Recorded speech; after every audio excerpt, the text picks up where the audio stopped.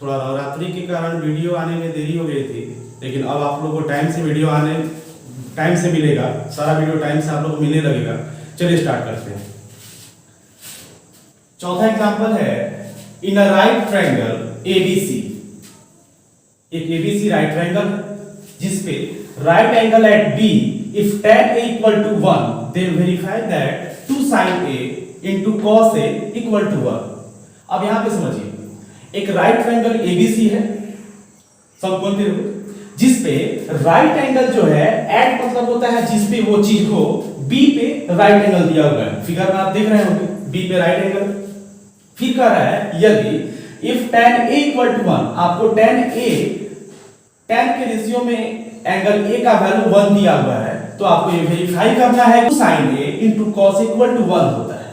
ठीक है, चलिए इसको हम लोग सॉल्व करते हैं। कैसे सॉल्व करेंगे ध्यान से देखिएगा।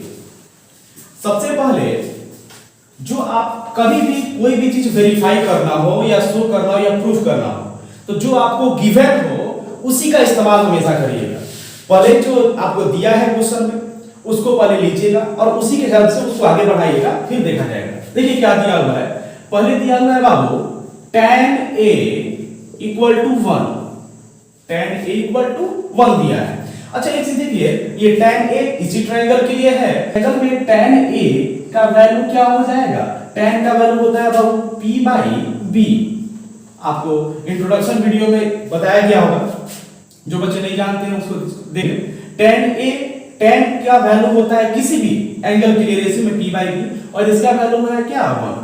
यहां पे देखिएगा tan a के लिए a का p का काम कौन सा करेगा bc, एंड b का काम क्या करेगा ab,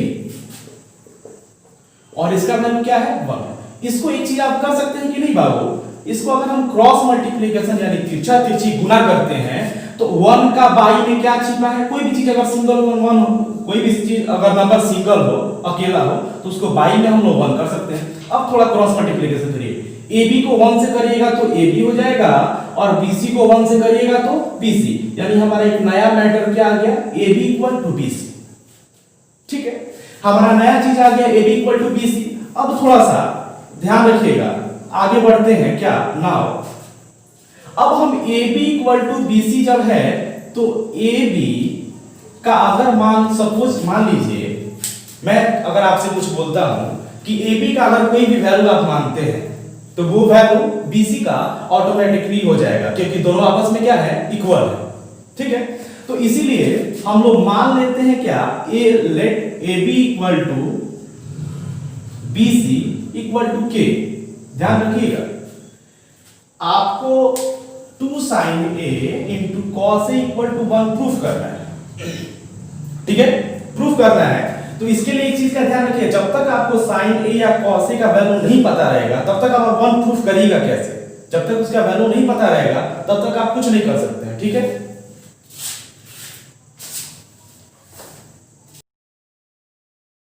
चलिए AB equal to BC equal to K हमने मान लिया।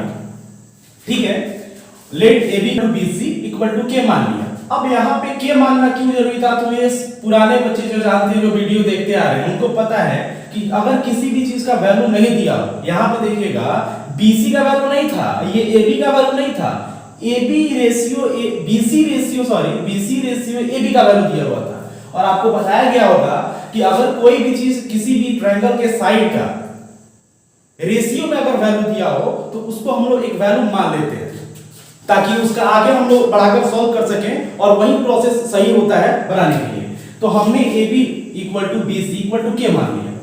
अब एक चीज ध्यान रखिए, AB का वैल्यू भी पता चल गया, ट्रायंगल में AB का भी वैल्यू पता चल गया, यहां पे ध्यान दीजिएगा, BC का भी वैल्यू पता चल गया, दोनों का वैल्यू K आ गया। आपको वैल्यू किसका नहीं पता है, AC का, जो इसमें हाइपोटेनियस यानी जो H है, और आपको इसमें प्रूफ करने के लिए, वेरीफाई करने के लिए sin A और cos A का वैल्यू की जरूरत पड़ेगी अगर 1 लाना हो तो sin cos के लिए भी और sin के लिए भी b by h और p by h फॉर्मूला होता है, उसमें h की जरूरत है जो कि h दिया नहीं है। तो अगर आपको p और b यानी ab और bc पता चल गया तो इसके हेल्प से पाइथागोरस का फॉर्मूला, पाइथागोरस थ्योरम यूज करके ac का वैल्यू निकाल लीजिए। चलिए हम निकालते हैं। देखिएगा AC इक्वल टू क्या हो जाएगा, AC क्या है, H है, तो पाइथागोरस थ्योरम से क्या होता है बाबू, H equal to root under p square plus b square, ठीक है। तो मैं P की जगह पे क्या ले रहा हूं बाबू, देखिएगा ध्यान से देखिएगा, यहां पे किसी एंगल के लिए आप सेलेक्ट कर सकते हैं P का काम करेगा, लेकिन ऐसे आपसे जनरल पूछा जाए कि P कौन है तो आप कहिएगा क्या, AB ही है, एंड B क्या है, BC का स्क्वायर, ठीक है। यहां पे देखिए रूट अंडर AB का वैल्यू क्या लिए हैं, K लिए हैं, तो K का स्क्वायर हो जाएगा, और BC का वैल्यू क्या है, K है, तो BC की जगह पे भी क्या हो जाएगा, K स्क्वायर। यहां पे K 1K स्क्वायर और 1K स्क्वायर कितना हो जाएगा बाबू, 2K square.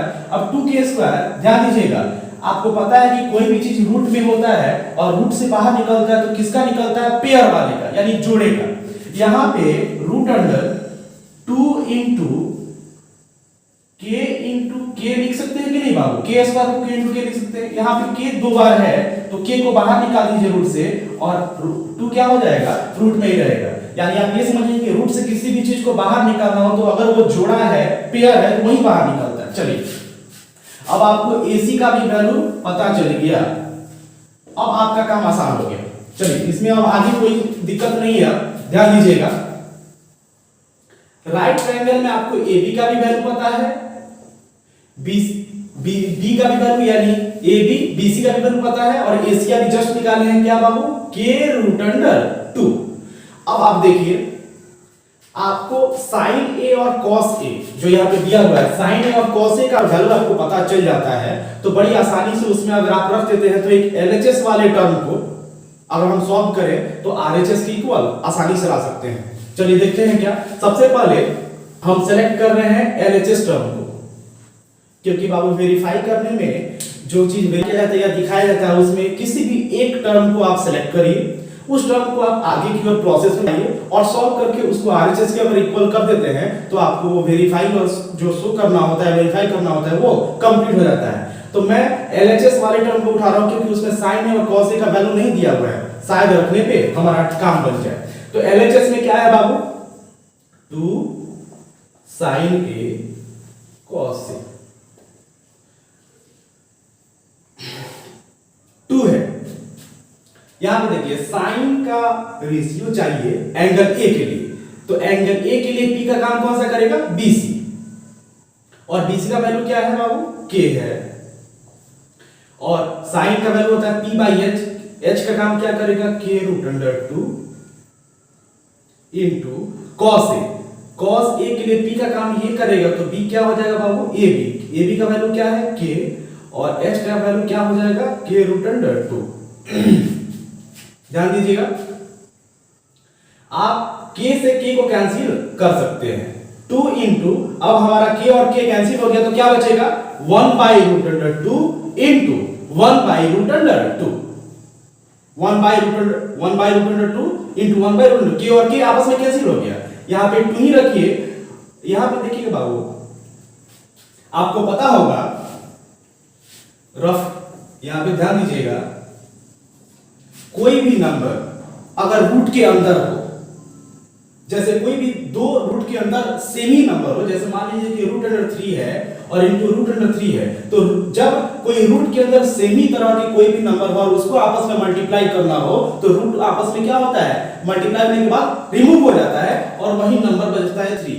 Just like same क्या करिएगा बाबू, 1 इंटू 1 ही रहेगा, न्यूमरेटर को न्यूमरेटर से मल्टीप्लाई किए, और डिनोमिनेटर में देख रहे हैं root under 2 into root under 2 हो रहा है, तो क्या हो जाएगा, इसी की तरह केवल 2 बच जाएगा, और 2 और 2 आपस में क्या कर दीजिए बाबू, कैंसिल कर दीजिए। हमारा बाबू क्या आ रहा है, वैल्यू 1 आ जाएगा, क्या आ जाएगा, 1। अच्छा एक चीज देखिएगा बाबू, 1 जो आया है ये हमारा क्या है, RHS का टर्म है कि नहीं, क्या है बाबू, RHS का टर्म है कि नहीं। ध्यान दीजिएगा यहाँ पे 1 ही हमारा RHS में था यहाँ पे, और RHS में क्या लाना था, 1 लाना था, और वो मैटर हमारा आ गया। आप क्या लिखिएगा बाबू, प्रूफ।